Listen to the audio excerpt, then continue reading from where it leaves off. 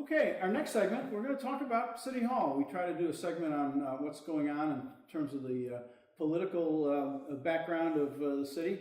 And I think the biggest thing that's been going on really for the past month is the development of the budget and the tax levy for the year. As everybody knows, the city manager introduced his budget on October 1st. The city council has until November 1st to make their changes to the budget. And then there's a public hearing, and then actually we're filming on November 27th. Last night, November 26th, the budget was finally adopted. So we've all watched, at least in whole or part, some of the sessions of the budget. Any thoughts on the process itself and just a general overview of the budget? Well, I personally think the budget is somewhat mundane. It shows no vision going forward.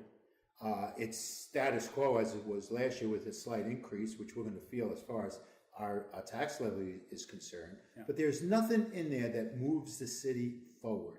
It just kind of keeps us in limbo as to the way we were yesterday, we're going to be tomorrow going into next year. That's my opinion as to how I view that budget. You know, sometimes when you see a political leader, and I know everybody's going to start throwing rocks, when you look at a president, he does a State of the Union, he introduces his budget, the county executive, whoever it is, they come up with a vision saying, hi, this is where we're going to put our spending. Is it roads? Is it defense? Whatever that might be. We talked about this back at the State of the City address by the mayor. Nice words, nice actions, thanking all the city employees and all that, but no plan of where are we going in terms of where our money has to be spent. And so, and I agree with it. I think that's, from a general overview, it keeps the lights on, maybe, pays the cops, keeps the fire department going, but I'm not sure it really focuses on things that people want done. So. Well, I think one of the things that I think people don't realize is that there was, you know, they added a position, which was the Youth Bureau manager, whatever you want to call it. And, you know, that increase basically covers her paycheck. So you're not really gaining anything out of it. All right. Yeah. So you only get maybe, I think, 25% that's left over after they end up paying her. And, you know, after they end up paying her pension or benefits, all that stuff like that. So the increase they added was really almost nothing. It's just to pay for her. Yeah, I think all in creating that job, because what I gather, what I understand, and maybe you can confirm it, Joe, the lady that was running the Youth Bureau last year is still there. She still gets paid, and her salary is funded. It's funded, or grant funded. But they created a new position just for this, and you know, and a lot of people talk on, you know, why are they adding someone when they had someone there, and you know, people do say, well, sometimes because it's a friend of the, you know, the head of the NAACP, that's his wife. He helped Andre get elected, and that's what got, you know, that's what got the favors done, and that's what a lot of people complain about. Is that you see a lot of people that are getting hired that are you know, friends of the people that helped them get elected. Just like the clerk's office, they hired the you know, deputy clerk because she ran a campaign. So you have all these things going on and people are talking about it. Now, you know, they could sit there and say, well, they're qualified and all that other stuff, but still, it looks bad for anybody that does that. I know, I can tell you, if we were on the council and we hired, you know, someone that was close to us or ran our campaign, it would be all hell would break loose. So you know, they created that position, and on top of all that, they gave them an increase in salary.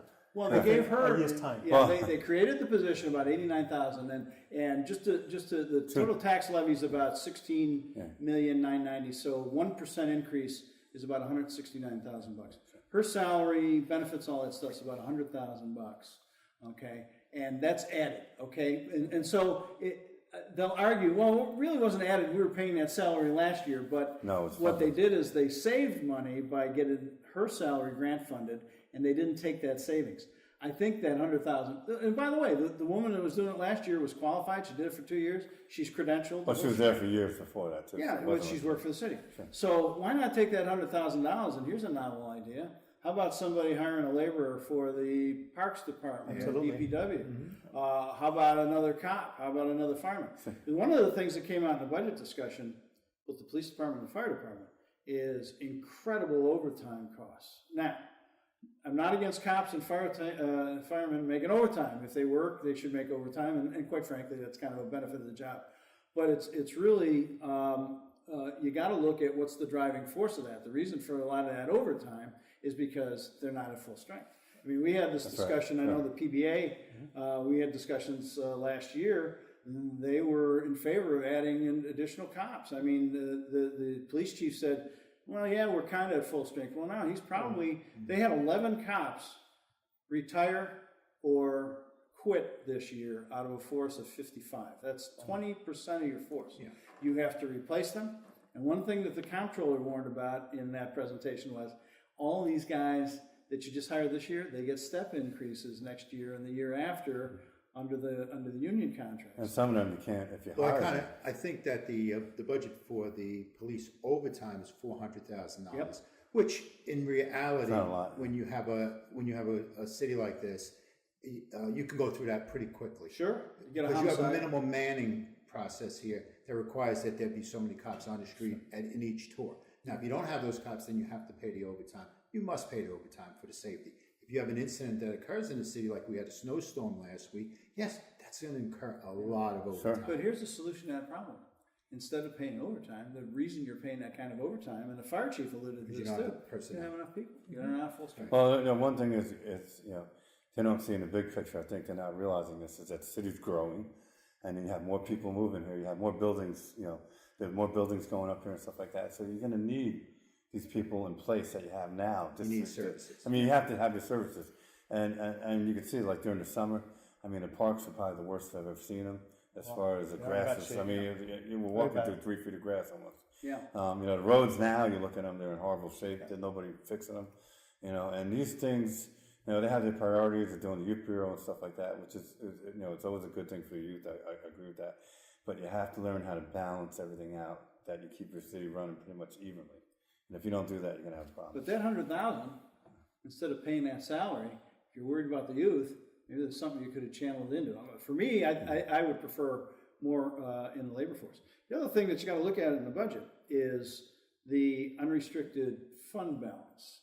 Now, at the hearing, the city manager said, "Oh, fund balance is going up." Actually, it didn't go up this year. The unrestricted fund balance went down by about $30,000. The other thing that was done this year, you guys did it last year as well, but you couldn't. Here's why. They used a portion of the unrestricted fund balance, which is really a budget surplus for the year, and they put it into this year's budget. In other words, Beef it up. to beef it up. Sure. If they didn't do that, they would have. They put in they took $100,000 from the tax stabilization fund. They took $400,000 from the unrestricted fund balance. That's $500,000. $169,000 is 1 point. They would have had to raise our taxes 3%. So that's nobody's Peter to going pay do that. Paul? Say again? Is that Peter to pay Paul?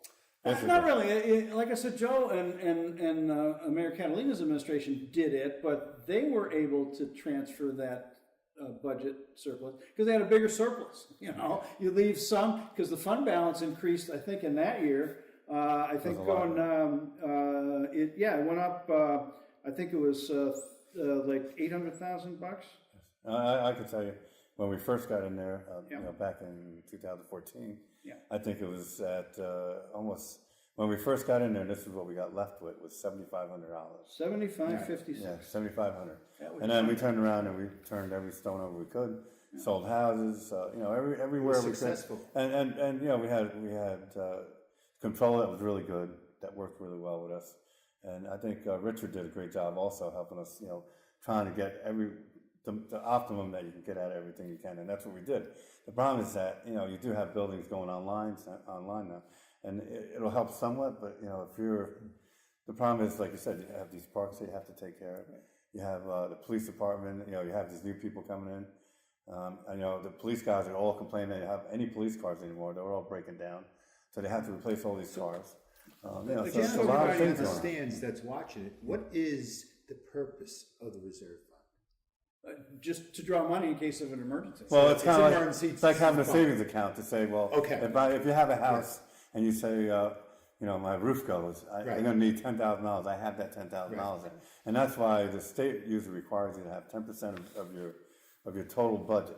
So if you're $37 million, you're supposed to have $3.7 million, and we're not even there yet. We were on our way there, but I just see next year. I think it's going to be a downside for the Bob, city. it seems like they're keeping the fund balance to make people feel comfortable, but everything else is breaking down. So Yeah, see, what they're gonna do with that fund balance is, we're gonna see at the end, I think, of Next year, you'll see next it. year, You'll see. they're gonna still want, it's an election year, they're still gonna wanna They're not gonna do keep an taxes increase. static. That's right, yeah. They're not gonna do an increase.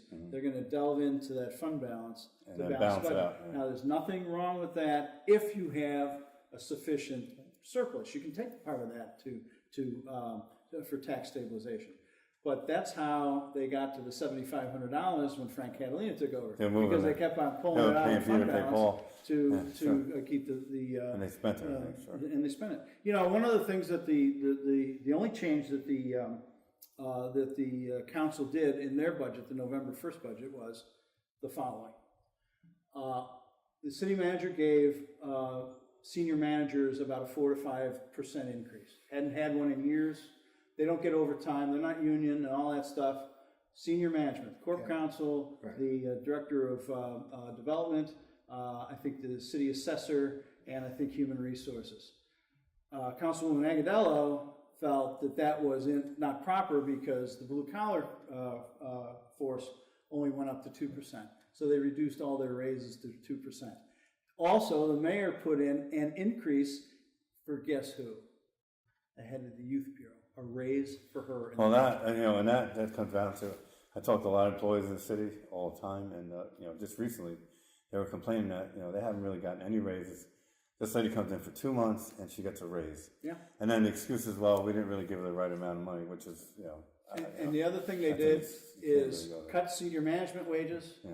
and they increased the salaries for part-time recreation employees. I mean, that's a problem, because people, the people that work there are not happy, they know what's going on, they watch everything that's going on. The thing is, it's being penny foolish and, Yeah. pound, that phrase they have, but it's, if your morale is down, morale's down, you're believe gonna me. lose productivity and you're gonna lose money. So, put the money in the right places, make your employers feel good about their salaries, make them feel like, they've earned what they've gotten, and they'll produce more. And when they produce more, you get more out of it. Your city, sure. And one last comment on the budget. The common council expense budget and the mayor's expense budget went up dramatically this year. It wasn't even budgeted. The expense for the year for the common council was $5,900. Now, at the hearing for the budget, Brendan Fitzgerald got up and said, "What's that about?" Yeah, it was only, And here is the city manager says, "We'll get let that you know, information. yeah. We'll let you know." And then Councilwoman McKenzie says, "Gee, we don't know where that money goes." Ha ha ha. yeah, it's like $6,000, right? $6,000. Well, I don't think Brendan ever got an answer, but I'm going to tell you right I don't think now. we'll get one. About a week and a half ago, I filed a FOIL request. I want to find out what those costs are about, because it wasn't the cost that tripped me up or red flagged me. It's the answer at the public hearing. Yeah. You're telling me the city manager and the council doesn't know where that Well, $1,500 listen, bucks? basically, Brendan said he spent, there was $6,000, I think, that was spent. And then he said it's a council budget.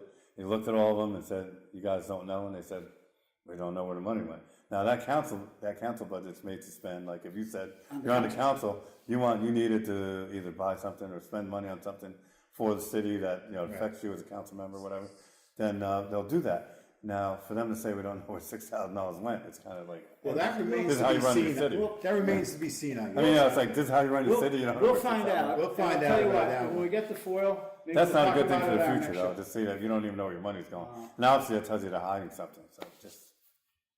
So that's it for the budget. We'll see how it works out for the year, and we'll see how it works Interesting. out for our taxes next year. And if you have any comments, please let us know on Facebook or on YouTube.